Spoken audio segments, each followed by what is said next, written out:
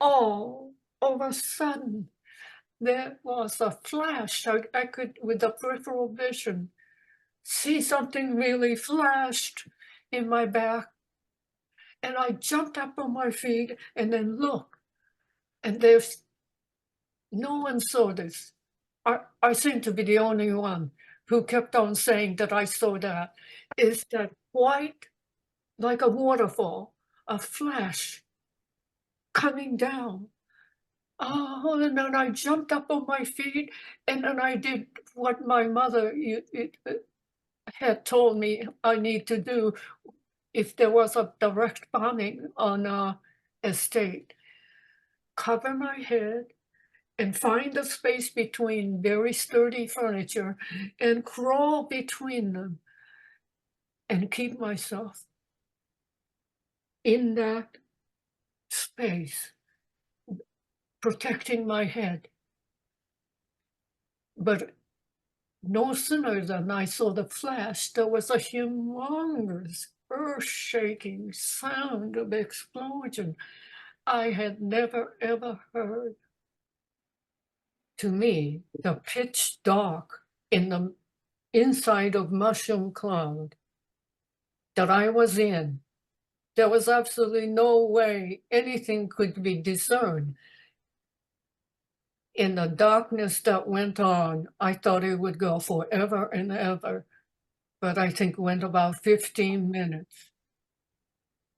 And then when the dust settled, there was a faint, small crack of light coming in as the sky must have cleared, and Enola Gaze was long gone. So I was able somehow to crawl out of it. And when I saw the first thing outside, our house had a paved driveway to the front gate. And I got out and I saw women crawling, two women. They were dressed in Korean garb. And they were asking for help, reaching their hands out. And afterwards, what I heard was everybody, even people who were inside, flew up in the air. I didn't, because I immediately went between the furnitures and, covered myself. That was something. Everybody said they would just float up in the air. And, next thing, what I saw were people with burns, people covered with soot, people physically injured. And the most difficult thing was at the ground zero where the bomb exploded. There were more than 8,000 middle school children trying to help take down the vacated homes. The people were under the order of forced evacuation to make a fire lane. And my cousin that I grew up with, and I, playmate, like my really brother, it still breaks my heart into 1,000 bits. He was there in the ground zero, and my mother was also there. Unfortunately, there was no information, although my father, who was at the Hiroshima harbor, which is quite distant from the ground zero, he was one of the administrators of the transportation division of the military and was in direct contact with the headquarters in Tokyo. The doctor there, for some reason, said right away,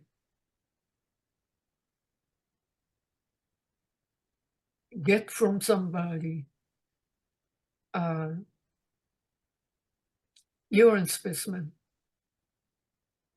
and check if there was anything that you can trace uh, for sperm count. And the doctor said there was no sperm count. They were all killed. And therefore, this is a different kind of a bomb. That was a sort of like a privileged information that was wired right to the Tokyo headquarters. So we knew this was a very different thing. All the people in common didn't.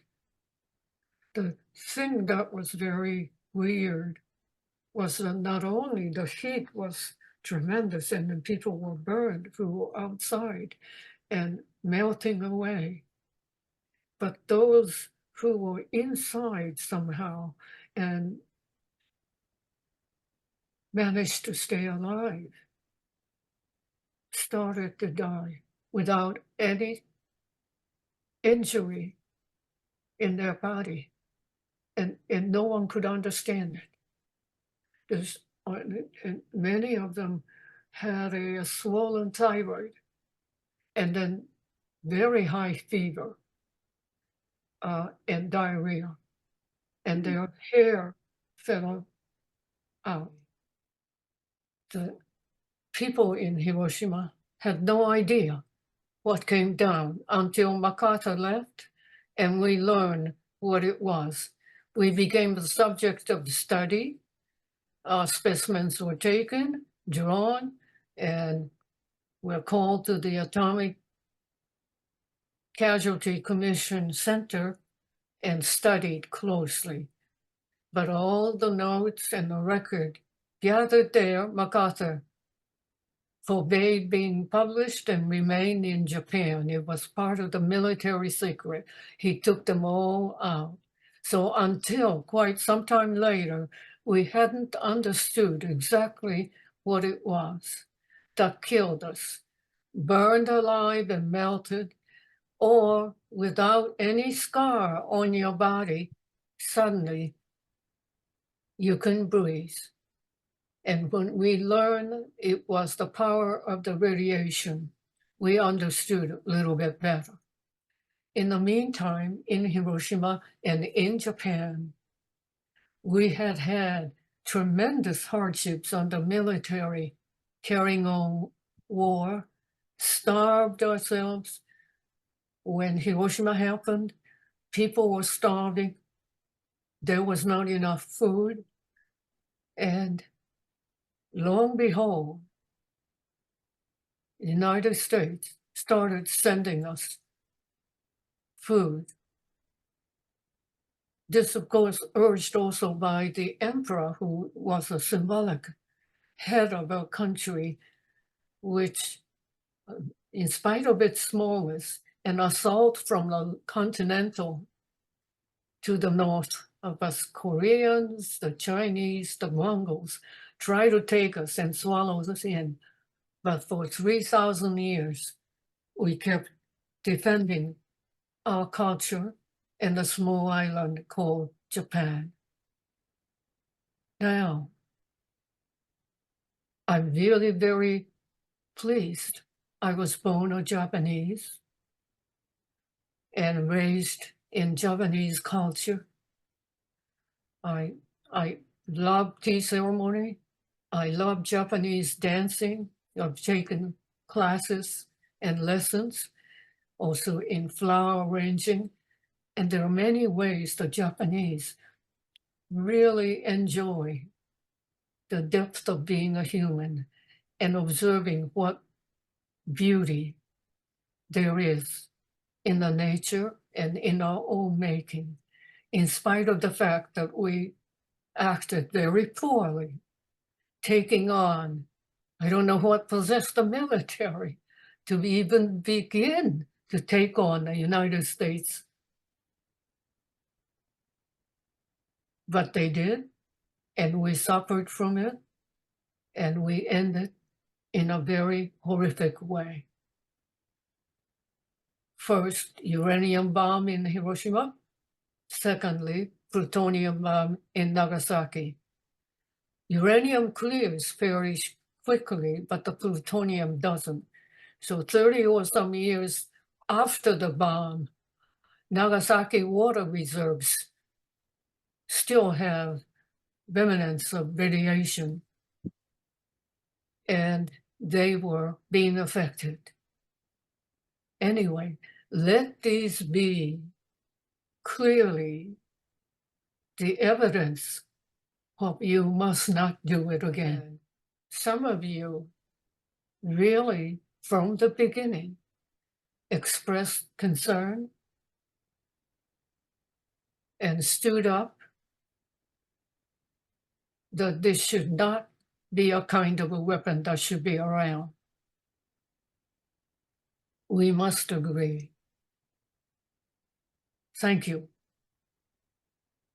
And those of you who are present helped keep it from happening, making observations, participating in memorial, participating in their own fashion, lantern float, looking to help with you guys here participating in this subject. Helped a great deal in maintaining 79 years.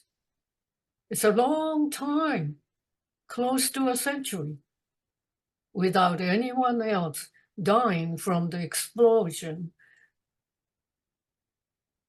of the bomb dropped on them, although there have been a lot of casualties from testing in the Pacific or downwinders where the Trinity explosion took place. I think that is a remarkable record. And we owe it to you to thank that this was possible, because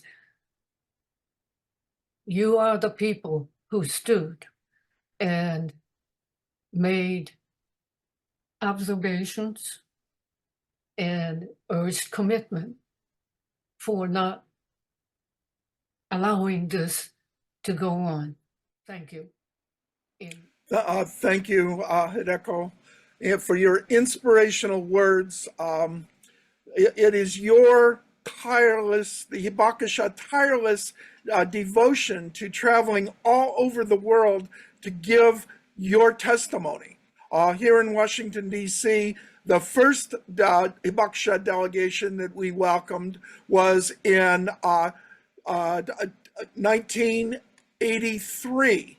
And since then, every year until the COVID pandemic hit, we welcomed a Hibakusha delegation here. And most years we would welcome 3 or 4 or more Hibakusha delegations. And we also would work with volunteers in New York City every 5 years. When the NPT review would come, we would organize forums from the year 2000 until the year 2015. Every year, we raise money here to send youth, high school youth, college youth, to Hiroshima and Nagasaki to meet with the Hibakusha, to hear their story, and to participate in the World Conference. So I want you to know that you are an inspiration to us.